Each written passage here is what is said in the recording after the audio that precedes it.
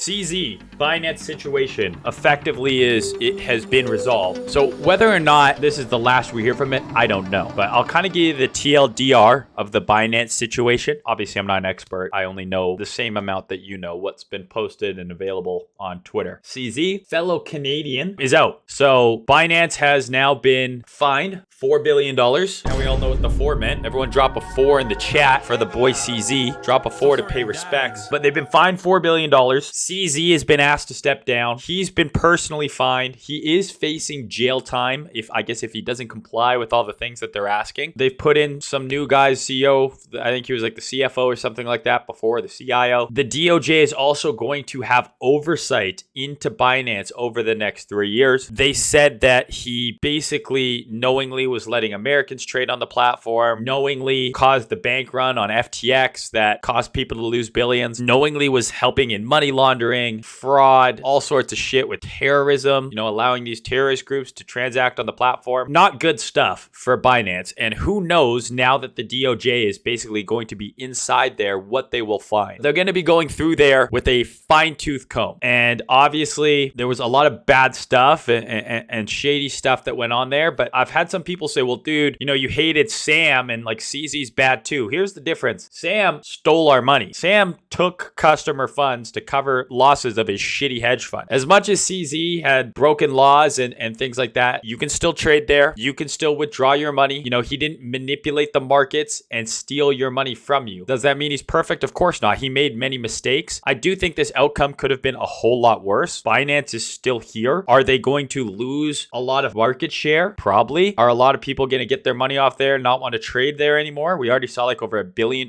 in customer withdrawals today. So probably yes, but at least the exchange still operates. You can still go on there, withdraw your money. If you live in a non-banned jurisdiction, you can still trade there. CZ was one of us. He's a crypto native for a long time. He built a business that has over 100 million users, 150 million users. He built an incredibly large business that definitely moved crypto forward. He didn't do it perfectly. Of course, he made mistakes, and now he is going to pay for those mistakes. Maybe he spends time in jail. He's paying hefty fines, but I think it could have ended up a lot worse. And I do think that now there is no longer this gray cloud of what's going to happen to Binance over crypto. So I do think that news overall is relatively bullish. I do think it maybe paves the way to saying, okay, now that they've dealt with Binance, none of these firms are in the US anymore. Maybe that paves the way for the ETF. But now we don't know what we're getting. The devil you know is better than the devil you don't, because we don't know who's going to really take over, what it's going to be like having the DOJ involved in Binance for the next 3 years. It does seem like America is basically taking the stance that they do not want crypto innovation to spawn in America. They're saying, hey, play by our rules, and the rules are not very well laid out or described. You saw this with the SEC going after Kraken just yesterday, basically saying, you got to comply if you want to operate in the US, but there's no real clear path to regulatory compliance. It's unfortunate because you think,